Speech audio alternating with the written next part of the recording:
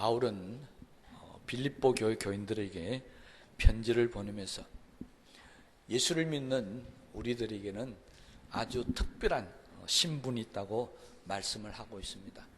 20절에 있는 말씀을 보면 우리의 시민권은 하늘에 있는지라. 다시 말하면 우리는 이 땅을 살아가고 있지만은 이 땅에 속한 사람들이 아니라 바로 하늘에 속한 사람들이라는 것을 말씀하고 있습니다. 이 이야기를 하게 된 배경이 있는데요. 당시 이 빌립보는 로마의 지배하에 있는 로마의 식민지였는데, 특별히 빌립보는 다른 식민지와는 다른 특이한 그런 이 배경이 있습니다. 이 빌립보 교회, 빌립보시에 살아가는 모든 시민들에게는 로마 황제가 특별히 그들에게 로마 시민권을 다 부여를 했었습니다. 이유는 주전 31년에 보면은 옥타비우스와 안토니우스라는 두 사람이 로마의 패권을 가지고 싸우게 됩니다. 그때 이 빌립보에 있는 사람들이 옥타비아누스를 편을 들어서 결국은 이 전쟁에서 옥타비아누스가 승리를 하게 됩니다. 그래서 그 공로를 인정해서 빌립보에 사는 모든 빌립보 시민들에게는 로마 시민권을 주고 그 다음에 빌립보 자치권을 그들에게 주었습니다. 아주 특별한 대우를 해준 거죠. 그러니까 이 빌립보 사람들은 로마로부터 특별한 그런 어떤 특혜를 받고 있다는 것을 자랑스럽게 여기고, 특별히 이 로마 시민권을 갖고 있다는 것을 아주 그들은 자랑스럽게 여겼습니다. 그뿐만이 아니라 이 안토니우스 황제 밑에 있던 그런 아주 충성했던 이 장군들, 이 사람들이 퇴역을 하게 되면은 빌립보로 다 보내서 여기에서 노후를 보낼 정도로 그렇게 특별하게 대접을 받았던 땅이었고요. 그래서 이 빌립보 사람들은 아주 로마에 충성을 다했고, 또 로마 입장에서도 보면 아주 로마의 협조를 잘하는 그런 도시였기 때문에 아주 많은 그런 시민권만 아니고 자치권도 주고 특별한 권리들을 많이 주었다는 것입니다.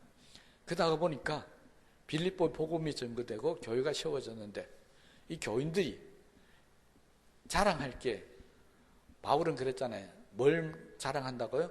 나는 십자가만 자랑한다 이렇게 했는데, 빌립보 교인들은 십자가뿐만이 아니라 내가 바로 로마의 시민권자라고 하는 것도 굉장히 자랑을 많이 했었습니다.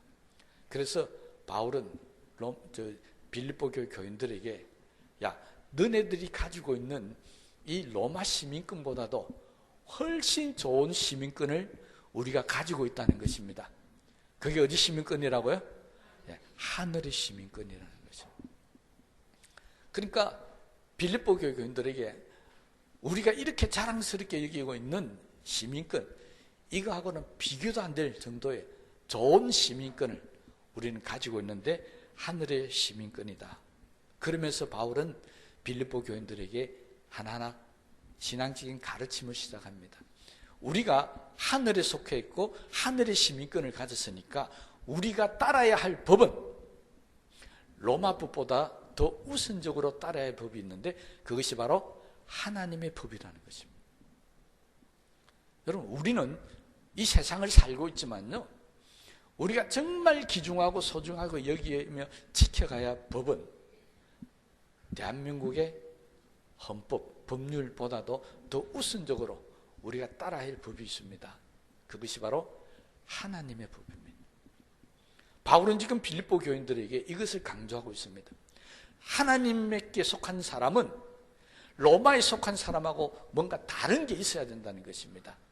그 다른 모습이 바로 이 땅에 소망을 두고 사는 것이 아니라 하늘의 소망을 둬야 되고, 이 땅에 부귀와 영광을 얻으려고 노력하는 것이 아니라 하늘의 상급을 얻으려고, 하늘의 면류관을 얻으려고 노력을 해야 한다는 것입니다. 당시에 전쟁에 나가서 승리하며 이기 돌아오는 그런 장수들에게 황제는 뭘 씌워줬다고요? 면류관을 씌워줬습니다. 승리했다고. 그런데 바울은 그것을 빗대어서 우리는 하늘의 시민권을 가지고 있는 사람이니까 우리가 하나님의 나라에 가면 하나님께서 우리에게 정말 계승장군처럼 맞이하면서 주는 면류관이 있는데 그것이 바로 영광의 면류관이다. 우린 그걸 얻어야 한다는 것입니다. 바울은 빌립보 교인들에게 계속해서 하늘에 속한 자다. 그러므로 자부심을 가져야 되고 하늘의 법을 대로 살아야 한다. 이렇게 계속해서 가르치고 있는 이유가 있습니다. 왜냐하니까 빌립보 교인들은 교회는 나오지만 내가 하늘에 속한 자다. 이 확신이 없었다는 것입니다. 그럼 교회 나오면서도요, 하나님에 대해서 잘 알지 못하는 사람들, 막 우리들 가운데도 있을 겁니다. 예수님에 대해서 잘 알지 못하고요. 우리가 어떻게 하면 구원을 받는지, 또 정말 내가 영생을 얻게 되는지 확신을 가지지 못하고 살아가는 사람들이 우리 가운데 있습니다. 그래서 확실한 믿음을 가지도 못하고 교회도 속하지 못하고 세상에도 빠지지 않고 어정쩡하게 살아가는 그런 사람들이 얼마나 많이 있는지 모릅니다. 바울은 그런 사람들을 향해서 분명히 이야기합니다. 우리는 하늘의 시민권을 갖고 있기 때문에 하늘에 속한 자고 우리는 분명히 예수님을 말미암아서 죄에서 노임을 받고 해방을 얻어서 이제는 하나님의 심판을 받고 영원한 멸망에 빠질 자들이 아니라 우리는 하나님의 영광에 참여할 자가 되어 있다는 것입니다. 그러므로 우리는 하나님 주신 우리에게 특별한 은혜가 있는데 하늘의 시민권을 가진 사람들은 하나님을 향해서 특별한 권리를 줬는데 로마 황제가 빌립보에게 시민권을 주고 자치권을 준 것보다 훨씬 더 큰 권리가 우리에게 주어졌다는 것입니다. 뭔 줄 아십니까? 우리는 하나님을 아버지라고 부를 수 있는 권리가 우리에게 주어졌습니다. 바울은 이것을 굉장히 많이 강조했습니다. 나중에 로마 교회도 이걸 강조합니다. 우리는 하나님을 아버지라고 부를 수 있다. 이게 우리가 이 땅을 살아가는 가운데 하늘의 시민권을 가진 사람으로서 받은 최고의 권리라는 것입니다. 여러분, 우리는 그냥 기도할 때마다 습관적으로 입으로 하나님 아버지 이렇게 기도를 많이 하지만요, 사실은 이 속에 엄청난 신앙적인 비밀이 있습니다. 이걸 누가 가르쳐 줬습니까? 하나님의 아들인 예수님이 이 땅에 오셨어요. 그리스도로 이 땅에 오셔서 우리에게 기도를 가르쳐 주시면서 말씀을 가르쳐 주시면서 하늘에 계신 우리 아버지라고 그렇게 부르라고 가르쳐 주셨습니다. 그 말은 아들인 자기가 이 땅에 오게 된 이유도 아버지 때문이었다는 겁니다. 예수님이 이 땅에 왜 오셨습니까? 아버지 되신 하나님이 우리를 구원하기 위해서 이 땅에 보내셔서 십자가를 지게 하시고 그 예수를 믿는 모든 사람들에게 죽음과 죄와 사망의 권세에서 노임을 받게 하시고 하나님의 자녀가 되게 만들어 주셔서 하늘에 속한 자로 그렇게 택해 주셨다는 것입니다. 이게 바로 우리가 부르는 아버지가 우리에게 해주신 일입니다. 그러니 우리는 아버지라고 부를 때마다 어떻게 살아야 한다고요? 그 아버지의 영광을 위해서 살아야 되고요. 그 아버지께서 이 땅에 보내주신 예수 그리스도의 십자가의 고난을 이해하고 그 십자가의 복음 가운데 살아야 할 것이고요. 그리고 나중에 그 아버지의 영광에 함께 동참할 것이라는 믿음으로 살아야 한다고 지금 바울은 우리에게 강조하고 있습니다. 그러면서 자신이 이렇게 고백했습니다. 나는 이제 나를 부르신 그 아버지의 부르심의 상을 위해서 달려간다고 그랬습니다. 바울이 하늘의 시민권을 가지고 그가 살아가는 모습은 이 땅에 부귀와 영광을 구하는 게 아니었습니다. 나를 부르신 그 부름의 상, 하나님이 나를 위해서 예비한 그 영광의 멸관을 향해서 나는 내 생명을 아끼지 않고 끝까지 달려간다고 그랬습니다. 언제까지요? 하나님 앞에 서는 그날까지. 지금 바울은 빌립보 교회 교인들에게 너희들도 하나님의 시민권을 가진 사람으로서 이렇게 살아야 한다는 것입니다. 이 땅을 살아가는 동안에 우리는 예수 그리스도의 십자가 복음을 가지고 살아야 합니다. 이 땅을 살아가는 동안에 하나님의 부르심의 상을 위해서 열심히 내게 맡겨주신 일들을 잘 감당하고 충성하며 헌신하고 살아야 됩니다. 그리고 하나님의 영광을 드러나기 위해서 이 어두운 세상에 있는 모든 사람들에게 그리스도가 이 땅에 빛으로 오시고 이 땅에 흑암 깊은 가운데 있는 모든 사람들에게 예수를 통해서 빛을 발견하라고, 빛이 우리에게 오셨다라고 그렇게 전하며 살아야 된다는 것을 우리에게 말씀을 하고 있습니다. 그래서 우리에게는 하늘에 대한 소망이 있다는 것입니다. 여러분, 우리에게 주어진 하늘의 시민권은 다른 말로 하면 이 땅을 살아가는 우리들에게는 하늘에 대한 소망이 있다는 것입니다. 그래서 바울은 예수 그리스도에 대해서 이렇게 이야기를 하고 있습니다. 모든 성도들의 영원한 소망은 바로 예수 그리스도가 이 땅에 다시 오시는 날, 우리도 주님과 함께 어디 간다고요? 하나님의 나라 갈 것이다. 이 소망을 갖고 살아야 한다. 그러니까 그 말은 다른 말로 하면 이 땅에 소망을 두고 살지 말라는 것입니다. 이 땅은 잠시 잠깐 지나가는 나그네 같은 곳이고, 저 영원한 천국이 우리가 영원히 가서 살 곳이다. 그러니 우리는 항상 그 하늘을 바라보면서 살아야 한다는 것입니다. 하늘의 시민권자들은 하늘에 소망이 있는 사람입니다. 그러면 그 하늘이 도대체 어떤 곳이기에 우리가 그 하늘의 소망을 가지고 살아야 되겠습니까? 여기 20절 말씀에 이렇게 이야기합니다. 우리의 시민권은 하늘에 있는지라. 그리고 그 다음에 뭐라 했습니까? 거기로부터 구원하는 자 곧 주 예수 그리스도를 기다리노니. 거기가 어디입니까? 네, 하늘입니다. 그 하늘에서 누가 온다고요? 예수 그리스도가 이 땅에 다시 오신다고. 부활하셔서 성천하셔서 예수님이 지금 어디 계십니까? 네, 거기 하늘에 계십니다. 그곳에서 마지막 날이 되면 천사장의 나팔 소리와 함께 온 성도들과 함께 이 땅에 다시 주님이 오실 것입니다. 어디로부터 오신다고요? 네, 하늘로부터 오신다는 겁니다. 그 하늘은 예수님만 계신 곳이 아닙니다. 거기에는 우리보다 이 땅을 먼저 떠난 성도들이 지금 주님과 함께 있는 곳이 하늘입니다. 어떤 곳이라고요? 우리보다 이 세상을 먼저 떠나간 성도들이 하늘에서 하나님과 예수님과 성령님과 함께 계시는 그곳이 바로 하늘입니다. 거기로부터 온다는 것입니다. 그리고 우리도 장차 이 세상을 떠날 때 바로 그곳에 갈 것이다. 그러니 우리의 소망은 하늘로부터 내려온다는 것입니다. 그래서 우리는 늘 그 하늘로부터는 예수님을 밤에도 낮에도 주의할 것 없이 사모하고 기다려야 한다는 것입니다. 바울은 이 빌립보 교회뿐만이 아니라 고린도 교회도, 고린도 전서 15장에 보면 부활에 대해서 이야기하면서 그렇게 이야기합니다. 데살로니가 교회도 역시 마찬가지입니다. 똑같이 우리가 소망을 가지고 기다려야 할 것은 저 하늘나라로부터 다시 오실 예수님을 기다리고 있어야 한다는 것입니다. 그게 우리의 소망이라는 것입니다. 그런데 빌립보 교회 교인들의 소망은 그게 아니었습니다.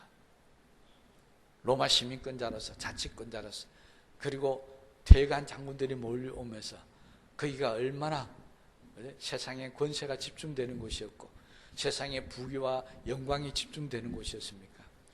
거기에 있는 사람들은 좀 더 좋은 집에 살고 싶었고 좀 더 큰 세상의 권력을 쥐고 싶었고 좀 더 사람들로부터 높임을 받을 수 있는 그런 소망을 가지고 그곳에 살고 있었는데 바울은 그런 빌립보 교인들을 향해서 우리의 소망은 그게 아니라는 것입니다. 저 하늘의 소망을 둬야 된다. 여러분, 우리도 이 세상을 살아가면서 어떤 소망을 갖고 삽니까? 어떤 소망은요? 좋은 아파트, 아니면 좋은 주택에서 좋은 차를 가지고 또 우리 자녀들이 세상에 나서 성공하고 다 우리 바라는 소망들 아닙니까? 당연히 그런 소망이 있어야 되겠죠. 그런데 그런 소망이 있는 사람이 하늘에 대한 소망이 없이 살아가는 사람들이 있더라는 것입니다. 예수 믿는 사람들이 세상의 소망을 가지지 말라는 게 아닙니다. 세상의 소망도 가지십시오. 부자가 되는 소망도 가지고 세상에서 출세하고 성공하는 소망도 가지십시오. 그 소망 위에 하늘에 대한 소망이 함께 있어야 되는데 어떤 사람들은 그런 소망만 있고 하늘에 대한 소망이 없더라는 것입니다. 그렇게 살면 안 된다는 것입니다. 여러분, 우리가 가지고 있는 소망들, 올해도 연말을 맞이하면서 올해 처음 출발할 때 얼마나 많은 소망을 가지고 출발했었습니까? 그 소망 가운데서 하나님의 은혜에 대한 소망, 저 하늘에 대한 소망도 함께 가지고 살았습니까? 아니면은 세상에서 대한 소망만 가지고 살면서 하늘에 대한 소망은 잠시 잊어버리고 살았습니까? 이제 다시 한번 우리를 돌아보면서 우리는 하늘에 대한 소망을 가지고 아울러 그 하늘로부터 오실 예수님에 대한 소망도 함께 가지며 살게 되시기를 주님의 이름으로 축복합니다. 그렇게 소망을 가지고 살면 우리의 삶이 달라질 수밖에 없습니다. 어떤 삶이 되겠습니까? 하늘의 소망을 가진 사람은 어떻게 해서든지 간에 이 세상을 살아가면서 내 믿음을 지키려고 합니다. 세상의 죄와 유혹에 빠지지 않으려고 합니다. 말씀 붙들고 주님 오실 그날을 기다리면서 어떻게 하든지 믿음 가지고 살아야 되겠다. 철저하게 내 믿음을 빼앗기지 않고 믿음으로 살려고 노력할 수밖에 없다는 것입니다. 그뿐입니까? 하나님이 내게 주신 직분이나 내게 주신 사명이 있으면 그 사명을 붙들고 바울처럼 하나님의 영광의 상을 향해서 열심히 충성스럽게 살 수밖에 없다는 것입니다. 왠 줄 아십니까? 주님이 땅에 다시 오신다는 믿음 가운데 소망 가운데 살면요, 주님 오실 때 내가 가진 믿음 지키고 나에게 주신 이 소명과 사명들을 잘 감당해서 주님 앞에 섰을 때 부끄러움이 없어야 한다는 것입니다. 성경이 우리에게 경고하는 게 있죠. 주님 앞에 섰을 때 수치와 부끄러움을 당하지 말라는 것입니다. 여러분, 우리가 하늘의 소망을 두고 살면서 주님 오시는 날 주님을 맞이할 때 수치와 부끄러움을 맞이한다는 것 얼마나 불행이겠습니까? 그래서 우리는 믿음을 지켜야 살아야 되고요, 우리에게 맡겨주신 일들을 잘 감당해야 한다는 것입니다. 기왕이면 수치와 부끄러움을 당하는 것이 아니라 칭찬을 들을 수 있어야 되고요, 기왕이면 영광의 면류관을 받았을 수 있어야 한다는 것입니다. 착하고 시세된 종아 내가 잘하였다라고 인정받을 수 있어야 한다는 것입니다. 그래야 주님 오실 때 우리가 얼마나 행복하겠습니까? 오늘 이 시간 이후부터 우리가 살아가는 이 삶 속에서요, 수치와 부끄러움을 당치 않고 영광의 날을 맞이할 수 있도록 우리 믿음을 지키고 주님 앞에서 신실하게 살아가는 우리 모든 성도들이 되시기를 주님의 이름으로 축복합니다. 그러면 주님 오실 때 우리에게는 어떤 영광이 있을까요? 그냥 면류관만 씌워주실까요? 바울은 빌립보 교인들에게 그 영광에 대해서 21절에 이렇게 얘기합니다. 그는 만물을 자기에게 복종하게 하실 수 있는 자의 역사로 우리의 낮은 몸을 자기 영광의 몸의 형체와 같이 변하게 하시리라. 하늘로부터 주님 오시는 날 우리에게 정말로 영광스러운 것은요, 우리의 몸이 변화된다는 것입니다. 어떤 몸으로요? 주님의 몸으로.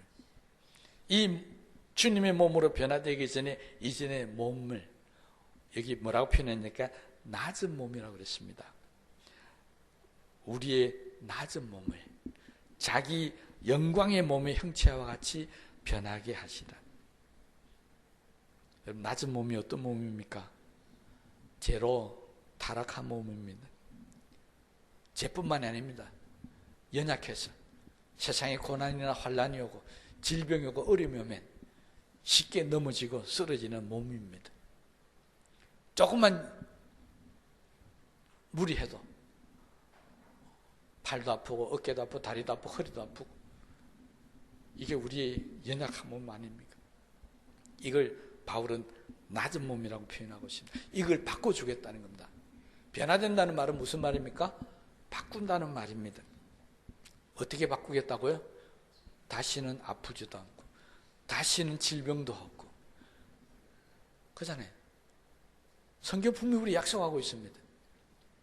아무 염려 걱정 없는 그런 몸으로 바꿔주는데, 이게 바로 영광의 몸이라고 성경이 표현하고 있습니다. 이 영광의 몸으로 바꿔주는데, 이 몸을 예수님은 우리에게 이미 보여주셨습니다. 부활하신 몸으로 제자들에게 나타나서 그 영광의 몸이 어떤 몸인지 다 보게 해 주셨습니다. 그 몸을 보았던 제자들은 그 영광의 몸을 보고 난 후에 우리도 예수님 계시는 저 천국에 가서 영광의 몸으로 변화되기를 원한다면서 이 세상을 살아가면서 그때부터 그들은 주님을 위해서 목숨을 버렸습니다. 수많은 고난과 환난과 역경 가운데서도 영광의 몸으로 변화될 그날을 바라보면서 그들은 주를 위해서 살아가셨습니다. 실제적으로 그들은 스데반이 순교할 때 이 광경을 보게 되었습니다. 스데반이 순교할 때 하늘문이 열려지고 하늘에서 보좌 우편 앉아 계신 예수님이 스데반을 어떻게 했다고요? 영접하신다. 여러분, 우리도 이 세상을 떠날 때 우리의 몸은 흑인이 흑으로 돌아갈 것이고 우리의 몸은 영광스럽게 변화되어서 주님이 영접해 주시는 그런 아름다운 역사가 있게 될 줄로 분명히 믿습니다. 영광의 몸으로 변화된다는 것은 다른 말로 하면 하나님 나라에 들어갈 수 있는 몸으로 변화된다는 것입니다. 절대 지금 우리의 몸을 갖고는 하나님 나라로 들어갈 수 없습니다. 그래서 성경은 분명히 이야기합니다. 홀인이 변화되리니, 언제요? 주님이 이 땅에 다시 오시는 날. 여러분, 우리는 변화되어져야 됩니다. 몸이 변화되기 전에 먼저 우리의 영이 변화되어져야 됩니다. 죄의 악한 마귀에 사로잡힌 영이 아니라 하나님의 성령에 사로잡혀 있는 거룩한 영을 가진 사람들, 이 사람들이 예수님이 이 땅에 다시 오는 날 몸도 거룩하게 변화되는 줄로 믿습니다. 그러므로 우리는 이 땅을 살아가는 동안에 연약하고 나약한 몸을 갖고 살지만은 적어도 우리의 영혼만큼은 죄의 말씀으로 무장하고 기도로 무장하고 성령의 능력으로 무장해서 거룩한 마음을 갖고 살아야 한다는 것입니다. 그래야 주님이 이 땅에 오시는 날 몸도 변화되어서 하나님 나라에 이르는 그런 하늘의 시민권자로서 권리를 누리며 살아가게 될 줄로 믿습니다. 이게 바로 우리 예수 믿는 사람들이 가지고 있는 소망입니다. 이 소망이 없는 사람은 제대로 예수 믿고 있는 게 아닙니다. 그러니 오늘 이 시간 이후부터도 정말 나는 하늘나라 시민권을 가지고 있는 사람이다. 그러면서 거기로부터 오실 주님을 늘 바라보면서 소망을 가지십시다. 나도 주님 오시는 날, 아니 주님 안 오시더라도 내가 세상을 떠나는 날 나도 영광스러운 몸으로 변화되어서 주님 나라에 들어갈 것이다. 이 소망을 가지고 사십시다. 이 소망을 가지고 살아야 우리는 이 땅에 매이지 않습니다. 이 땅의 죄악 가운데 빠지지 않습니다. 우리의 믿음을 타협하지 않습니다. 성탄절은 이런 예수님, 이 놀라운 은혜를 주신 예수님이 이 땅에 처음 오신 날입니다. 이미 2000년 전부터 주님이 이 땅에 오셔서 우리에게 말씀하셨습니다. 내가 먼저 천국 가는데 나 있는 곳에 너희도 데려가기 위해서 다시 이곳에 오겠다고 약속하셨습니다. 언제요? 벌써 2000년 전부터 약속하고 있습니다. 얼마나 예수님이 좋은 천국을 만드시기에 2000년이나 걸린데도 아직 안 오십니까? 여러분, 우리 성경 한번 볼까요? 이 우주 삼라만상을 며칠 만에 만드셨습니까? 이거 몰라요. 큰일 났는데. 이 세상을 예수님 며칠 만에 만드셨다고요? 예, 6일 만에 만드셨습니다. 이 넓고 이 놀라운 세상을 예수님이 6일 만에 만드신 그 예수님께서 2000년 동안 지금 천국 만들고 계시다니까 기대 한번 해보십시다. 여러분, 6일과 2000년은 비교도 안 되잖아요. 하나님 이거 6일 동안 다 만들어 놓으신 이 세상도 우리는 너무 좋다고요. 그죠? 가을이 오니까 단풍 구경하고 와 좋다 좋다 얼마나 그랬었습니까? 그 능력의 하나님이, 그 능력의 우리 주님이 천국을 얼마나 만들고 있다고요? 2000년 동안이나 만들고 계시니까 얼마나 좋겠습니까? 저는 이 설교를 준비하다가 그거 생각하니까 너무 마음이 벅차올랐습니다.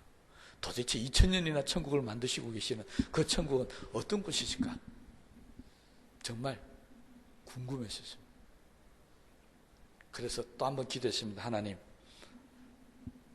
제가 예수 믿고 지금까지 기도하는 기도 제목, 아직도 응답하지 주시지 않는 기도 제목 꼭 좀 응답해 주십시오.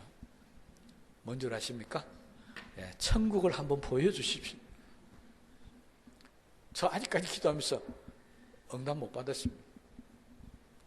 거의 기억으로는 50년 넘게 기도하고 있는데도, 그 60년이 다 돼가는데도 아직 하나님 나 천국 안 보여주십니다. 애만 닳게 만들어요. 성경을 볼 때마다 천국이 얼마나 좋은 것인지 자꾸 보이는데 실제 하나님이 꿈에라도 좀 보여주면 안 됩니까 했는데 안 보여줍니다. 여러분, 그래서 소망이 더 생깁니다. 빨리 주님 오시면 참 좋겠다. 기왕이면 내 죽기 전에 오면 참 좋겠다. 그런 생각을 가지고 있습니다. 왠 줄 아십니까? 죽음을 보지 않고 들림을 받았던 에녹처럼 저도 그렇게 하나님의 나라에 가고 싶은 마음이 있기 때문에 하나님 주신 영광, 주님이 이 땅에 오시는 그날 우리에게는 영광스러운 날이 되겠고 우리에게는 영광스러운 몸으로 변화되는 기쁨의 날이 되겠지만 예수를 알지 못하는 사람들은 멸망의 날입니다. 심판의 날입니다. 우리 예수 믿는 사람이든 안 믿는 사람들 성탄절 되면은 다 기뻐합니다. 메리 크리스마스. 메리가 무슨 뜻입니까? 기쁘다는 뜻이잖아요. 예수 안 믿는 사람들도 메리 크리스마스 합니다. 그런데 그거 잘못된 겁니다. 우리에게는 메리 크리스마스지만 사실 그들에게는 메리 크리스마스가 아닙니다. 정말 고통의 날이 될 줄도 모르거든요. 그러나 우리들은 하늘의 시민권이 있기 때문에 주님 다시 오실 날이 분명히 영광스러운 날일 것입니다. 이 소망을 가지고 사십시오. 성탄절을 맞이할 때마다 나에게 이 소망이 있음을 감사하고요. 내가 이 소망 가지고 살아가고 있는 사람이라는 걸 다시 매년 확인해 보시기를 바랍니다. 그래서 주님 다시 오시는 날 우리 모두가 다 하늘에서 우리 이름이 불려지기를 소망하기입니다. 누구의 이름요? 누구 이름요? 네, 내 이름이 누굽니까? 자, 다시 공중에서 내 이름이 들려질 걸 상상하면서 한번 크게 한번 불러봅시다. 시작! 몇 사람 안 들리는 것 같은데요. 여러분 잘 들으셔야 됩니다. 제가 성경을 보니까 주님이 오실 때 하늘에서 천군 천사장의 나팔 소리가 들린다 그랬습니다. 여러분 나팔 소리가 얼마나 큰 줄 아시죠? 그런데 그 나팔 소리와 함께 내 이름이 불려진다. 이렇게 해가지고는 나팔 소리 못 이깁니다. 그렇잖아요. 나팔 소리가 얼마나 큰데요. 다시 나팔 소리에 묻히지 않을 정도로 내 이름이 들려져야 되지 않겠습니까? 다시 한번 해봅니다. 기회를 드리겠습니다. 주님 오시는 날 하늘에서 이 이름이 불려질 겁니다. 시작! 예.